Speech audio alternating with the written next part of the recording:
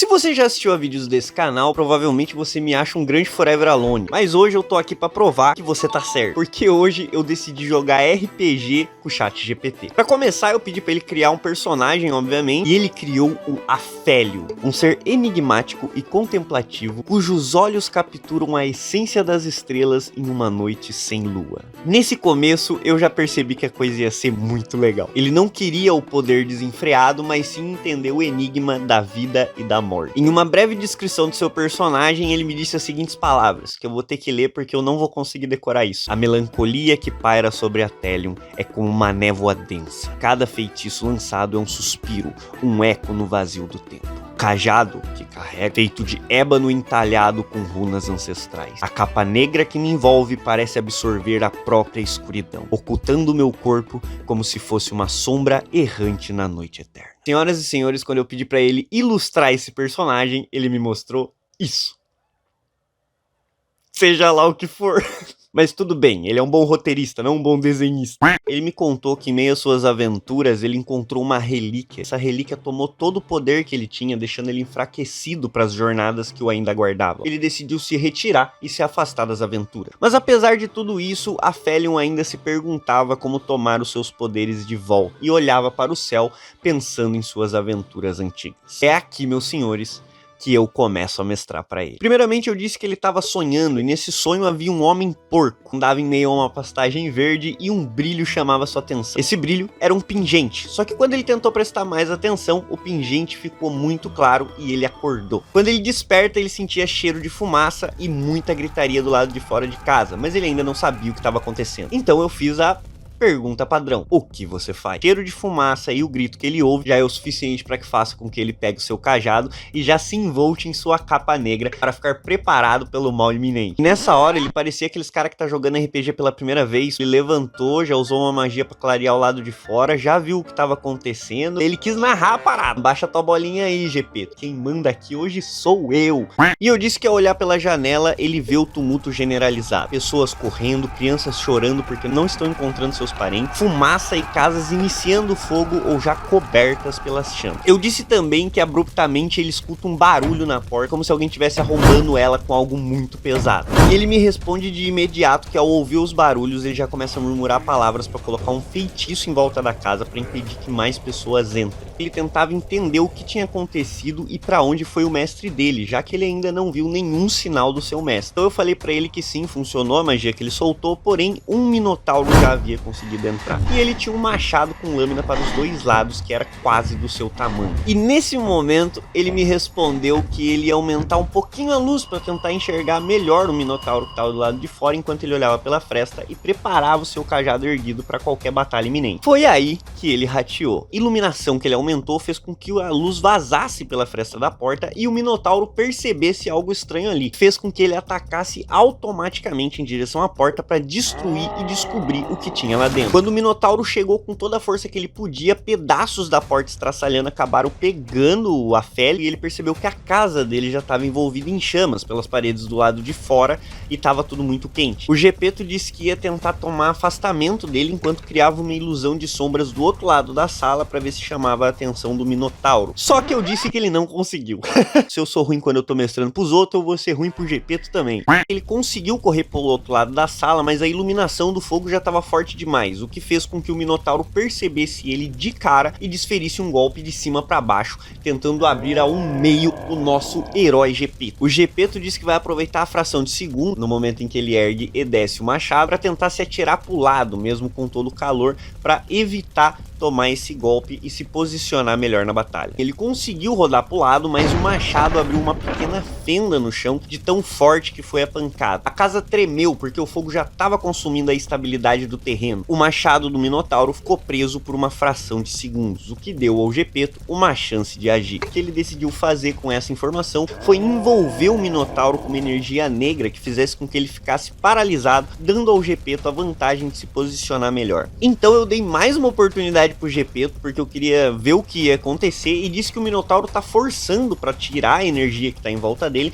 enquanto a casa começa a ficar infernavelmente quente, porque o fogo já está tomando conta de quase todo o ambiente. Ele percebeu o perigo iminente e decidiu fazer uma barreira em volta dele mesmo para conter o fogo que estava começando a chegar perto dele. Ele aproveita então esse momento para conseguir fugir de dentro de casa. Quando ele sai, ele já procura logo se tem algum lugar que ele possa se esconder e, claro, entender o que está acontecendo. Logo que ele consegue sair, eu narrei para ele que a casa desmoronou, o que chamou a atenção de muitos soldados que estavam na cidade, mais um que lhe chamava mais atenção. Um soldado de aproximadamente 3 metros, de armadura totalmente negra e que cobria todo o corpo, e o cavalo também 2 vezes maior do que um cavalo comum, e ele empunhava uma marreta que certamente, se acertasse o nosso querido Gepeto, transformaria ele em panqueques. Disse também que finalmente ele reparou que haviam várias pessoas caídas no chão, pessoas que outra hora ajudaram ele e agora ele se sentia mal por não ter conseguido proteger ela, e que ele também não via nenhum sinal do seu mestre. A sensação de falha me envolve como um manto sombrio, pois não pude proteger aqueles que em um passado não tão distante me estenderam a mão. O Gepeto, ele gosta de botar frases marcantes nas ações dele, é esse tipo de jogador que a gente quer numa sessão.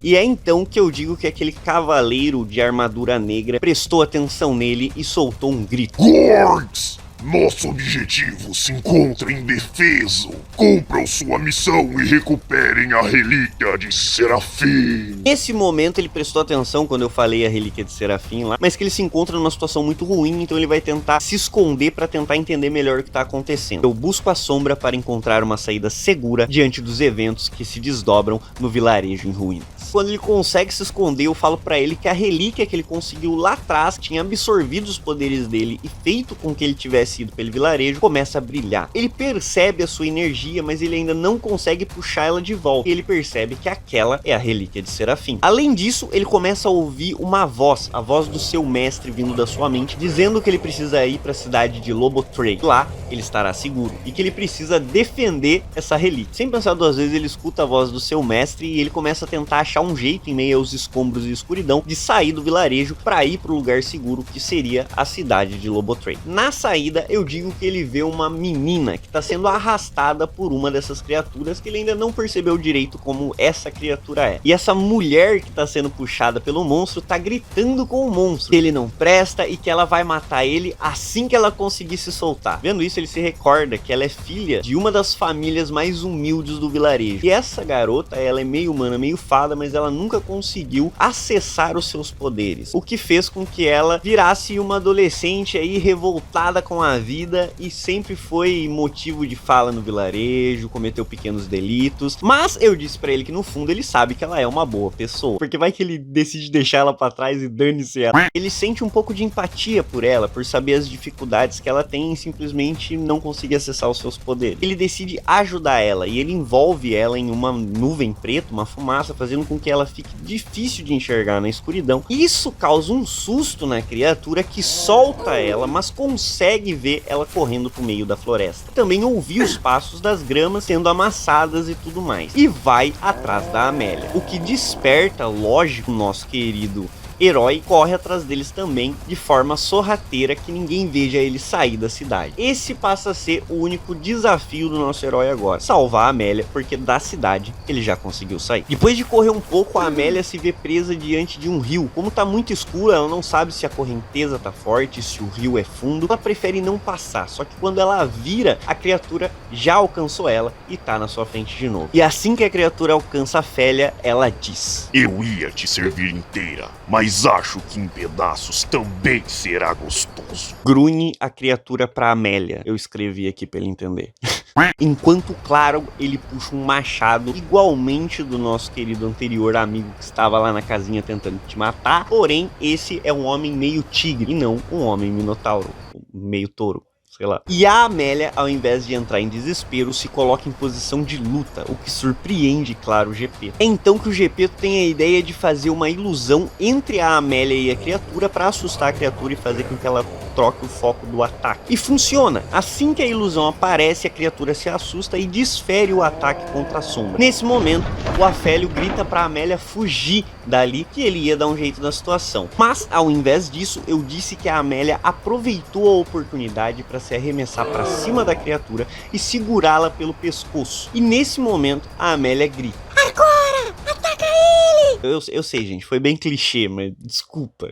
E agora ele tinha todas as possibilidades de fazer um ataque ou alguma coisa muito legal, mas eu realmente acho que ele não pode ser violento. Porque em vez disso, ele usa uma habilidade pra fazer com que a criatura fique cega e perca a estabilidade do corpo. E a Amélia aproveita essa oportunidade pra derrubar a criatura. Quando a criatura cai, ela se desestabiliza e perde o machado. A Amélia corre em direção ao machado e o Gepeto, achando que ela não ia conseguir levantar, afinal de contas o machado é muito grande pra ela. Mas ela segura o machado com todas as forças e em alguns segundos os seus músculos começam a crescer, o seu corpo fica um pouco maior, ela levanta o machado e desfere um golpe certeiro na cabeça do homem tigre, abrindo ela de orelha a orelha. Após desse ataque, a Amélia fica ofegante, solta o machado, o seu corpo volta ao normal e ela desacorda. O Gepeto sai correndo impressionado, sem acreditar na força que a Amélia fez até aquele momento, e ele vai até ela tentar usar um pouquinho de cura para trazer as energias dela de volta. Nesse momento eu explico para ele que a Amélia usou muita energia para levantar o machado, certamente não era algo natural dela, que ele precisa encontrar um lugar para proteger ela agora e passar a noite até que eles possam seguir viagem ou descobrir o que está acontecendo. Agora, ao lado de Amélia, aguardo o momento em que ela despertará para descobrirmos juntos os mistérios que se desenrolam nas sombras da noite. E assim ele decide passar a noite ao lado de Amélia, cuidando dela. Ele faz até uma barreira que não chame muita atenção para ele poder descansar um pouco também e seguir viagem no dia seguinte. Bom, senhores, eu vim até aqui, não é porque eu não queria continuar, mas sim porque como eu não sei se isso vai dar certo e se vocês vão gostar do vídeo, não queria ficar jogando por tantas horas assim, porque depois eu preciso, bom, editar e isso também demora muito. Eu queria saber de você, o que você achou dessa edição, do vídeo, da ideia, por favor, comenta aí. Vocês podem decidir nos comentários se vocês querem que eu continue a história, ou, se a ideia é boa, eu posso criar uma história melhor, quem sabe, né? Fui falando com ele, pensando na hora, como o RPG das antigas com meus brother, mas eu posso muito bem criar uma coisa mais bem montadinha, tudo depende de você. Muito obrigado pela sua visualização, eu espero que você tenha se divertido pelo menos um pouquinho, que eu já vou estar feliz. Que Joana esteja com vocês, assim no Natal como na Páscoa, comprem sempre mais caro, amém. Chupão na bunda e até mais. Um elfo sombrio, um ser enigmático, como é que é? E ele criou o Afélio, Ele criou o Afélio, um ser enigmático e completa... Um ser enigmático e... Enigmático... Não dá, não vou conseguir, foda-se.